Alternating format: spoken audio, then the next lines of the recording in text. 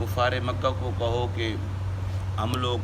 صرف اور صرف یہ ارادہ لے کے آئے ہیں کہ عمرہ کریں گے اور عمرہ کر کے واپس چلے جائیں گے۔ اب حضرت امیر المؤمنین حضرت عثمان غنی رضی اللہ تعالی عنہ قاصد بن کر، سفیر بن کر، رسول اللہ صلی اللہ علیہ وسلم کا ایلچی، رسول اللہ کا نمائندہ بن کے آپ مکہ تشریف لے گئے، کیونکہ تجارت کی غرض سے ایک چودھری ہونے کی حیثیت سے آپ کے رسومات تھے، آپ کا ان کے ساتھ اٹھنا بیٹھنا ذرا اچھا تھا، تو آپ صلی اللہ علیہ وسلم نے انہیں اس معیار پر بھیجا۔ تو کفار مکہ کہنے لگے، عثمان آپ آ گئے ہو، آپ کے ساتھ ہمارے اچھے تعلقات ہیں، اٹھنا بیٹھنا ہے، اور تم ابھی مسلمان نہیں ہوئے، تو جب سے ہمارے تعلقات ہیں اور تجارتی لین دین کے معاملات ہیں، تم آ گئے ہو تو تم عمرہ کر لو، لیکن تمہارے نبی اور باقی مسلمانوں کو عمرے کی اجازت نہیں ہے، انہیں وہاں سے واپس جانا پڑے گا۔ انہوں نے یہ کہا، اور اڑانے والے نے اڑائی اور بے پر کے اڑائی۔ ایک تو ہوتا ہے نا پر کے ساتھ اڑانا، اور اڑانے والے نے اڑائی، بے پر کی اڑائی، اور انہوں نے اڑا کے یہ خبر پہنچا دی مسلمانوں کے نبی صلی اللہ علیہ وسلم کو اور مسلمانوں کو کہ حضرت عثمان پاک کو شہید کر دیا گیا ہے۔ جب یہ بات وہاں پہنچی تو مسلمان پریشان ہوئے، صحابہ پریشان ہوئے، اور 1400 لوگ تھے۔ جب وہ پریشان ہوئے تو اللہ کے نبی صلی اللہ علیہ وسلم جانتے ہوئے بھی آپ خاموش رہے۔ اللہ پاک نے اپنے نبی کو تو شان عطا فرمائی ہے نا، جانتے ہوئے بھی آپ خاموش رہے، اور آپ صلی اللہ علیہ وسلم نے حضرت عثمان پاک کے یہ جو خبر آئی اس پر بیعت لی۔ اور بیعت کس بات پر لی کہ اگر حضرت عثمان پاک کو شہید کر دیا گیا ہے تو ہم واپس نہیں جائیں گے۔ قرآن کریم نے کہا، ان الذین یبایعونک انما یبایعون اللہ ید اللہ فوق ایدیہم، کے الفاظ ہیں کہ بے شک یا رسول اللہ صلی اللہ علیہ وسلم، جن لوگوں نے درخت کے نیچے بیٹھ کر تیرے ہاتھ پر بیعت کی، وہ تیرے ہاتھ پہ بیعت نہیں کی،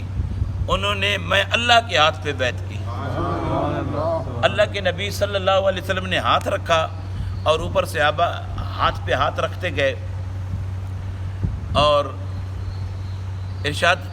لوگ بیعت کرتے گئے۔ 1400 صحابہ ہے، اور بیعت ہو گئی۔ بعد میں آپ صلی اللہ علیہ وسلم نے اپنا ہاتھ دوسرا رکھا، تو یوں پکی بات ہو گئی نا۔ تو اللہ کے نبی صلی اللہ علیہ وسلم نے ارشاد فرمایا، یہ نیچے والا ہاتھ میں محمد صلی اللہ علیہ وسلم کا ہے، اوپر والا ہاتھ میرے عثمان کا ہے۔ اللہ اکبر۔ اور اگر شہید کر دیے گئے ہیں تو پھر ہم بدلہ لیے بغیر نہیں پلٹیں گے، بدلہ لیں گے۔ اور ان لوگوں نے جان کی پرواہ کیے بغیر بیعت کر لی، لیکن حضرت عثمان پاک رضی اللہ تعالیٰ عنہ تو شہید ہوئے نہیں تھے، کسی نے اڑانے والے نے اڑائی اور بے پر کے اڑا دی، لیکن ان کو جو خبر پہنچی تو انہوں نے رسول اللہ صلی اللہ علیہ وسلم اور اپنے مسلمان بھائی کے دفاع کے لیے، جس کے قصیدے قرآن پڑھ رہا ہے، جس منظر کو قرآن بیان کر رہا ہے، یہ بخاری میں بھی ہو تو سبحان اللہ، بخاری شریف میں ہو تو سبحان اللہ، مسلم شریف میں ہو تو سبحان اللہ، نسائی شریف میں ہو تو سبحان اللہ، ترمذی شریف میں ہو، مشکات شریف میں ہو سبحان اللہ، لیکن اب یہ تو اللہ کے کلام میں بات موجود ہے نا، یہ تو اللہ کے کلام میں بات موجود ہے، قرآن میں موجود ہے، اور قیامت تک موجود رہنی ہے، کیونکہ اس کا ذمہ اللہ نے لیا۔ حضرت عثمان پاک کو کفار کہنے لگے، اب تمہارے اور ہمارے پرانے تعلقات ہیں اور تم آ جو گئے ہو، تو وہ خانہ کعبہ رہا، یہ تم رہے، تو تم عمرہ کر لو، تم تو عمرہ کر لو نا، تم آ جو گئے ہو، تمہیں تو منع نہیں ہے۔ ان سے ہمیں ڈر ہے، ان سے ہمیں ڈر ہے کہ کہیں لڑائی جھگڑا نہ ہو جائے۔ حضرت عثمان پاک نے جو جواب دیا وہی میں نے آپ کو سنانا ہے، بس ایک ہی بات سنانی ہے اور پھر دعا مانگتے۔ حضرت عثمان پاک رضی اللہ تعالی عنہ نے جواب ارشاد فرمایا اور فرمایا کہ اے کفار،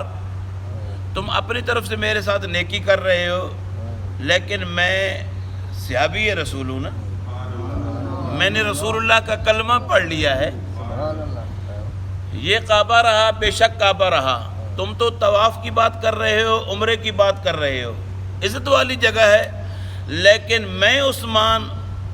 اس وقت تک اس کعبے کی طرف دیکھوں گا بھی نہیں جب تک میرا رسول نہیں آ جاتا۔ عمرہ کرنا تو بہت دور کی بات ہے، میں کعبے کو دیکھوں گا بھی نہیں، میرا رسول دیکھے گا تو میں کعبے کو دیکھوں گا، میرا رسول طواف کرے گا تو میں طواف کروں گا، میرا رسول عمرہ کرے گا تو میں عمرہ کروں گا، اگر میرا رسول عمرہ نہیں کرتا تو میں عمرہ نہیں کروں گا، میں رسول کی اتباع میں عمرہ کروں گا، میں رسول کی اتباع میں خانہ کعبہ کو دیکھوں گا۔ اللہ اکبر، کیا معیار ہے، کیا ایمان کا معیار ہے، سبحان اللہ، سبحان، کتنی بڑی نیکی ہے، نیکی کتنی بڑی ہے کہ خانہ کعبہ کو ایک نظر محبت سے دیکھا جائے تو پچھلے سارے گناہ دھلتے ہیں، گارنٹی ہے، یہ اللہ کے نبی کی حدیث ہے، نظر محبت سے ایمان والا دیکھے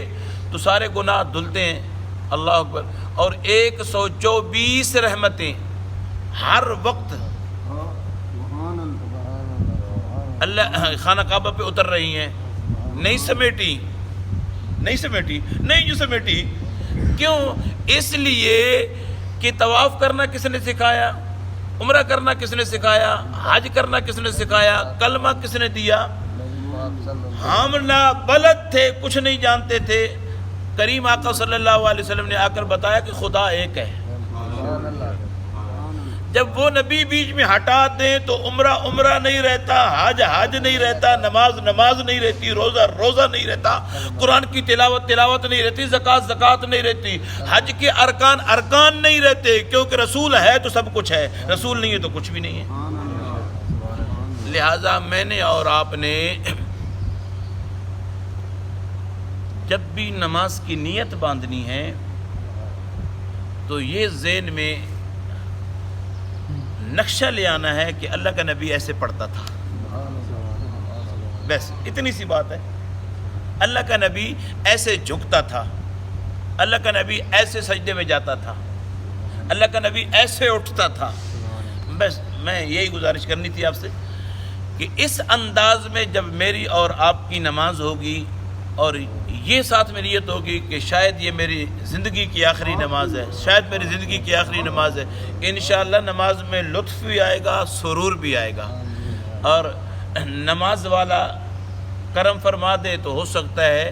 نماز والا خواب میں آ جائے، کلمے والا خواب میں آ جائے۔ بس یہ ہے کہ تھوڑا محنت تو کرنی پڑے گی، محنت تھوڑا سا ہوگی، تھوڑی سی محنت ہوگی تو انشاءاللہ کرم ہو جائے گا۔ اللہ پاک مجھے اور آپ کو عمل کی توفیق نصیب۔ بڑی